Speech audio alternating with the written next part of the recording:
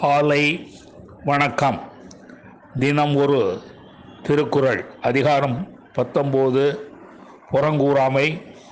குறள் 181. அறங்கூறான் அல்ல செய்யினும் ஒருவன் புறங்கூறான் என்றல் இனிது.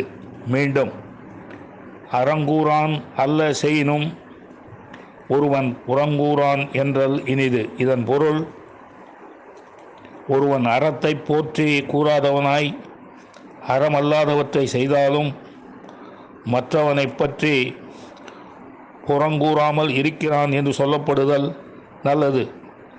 மீண்டும், ஒருவன் அறத்தை பற்றி கூறாதவனாய் அறமல்லாதவற்றை செய்தாலும் மற்றவனை பற்றி புறங்கூறாமல் இருக்கிறான் என்று சொல்லப்படுதல் நல்லது.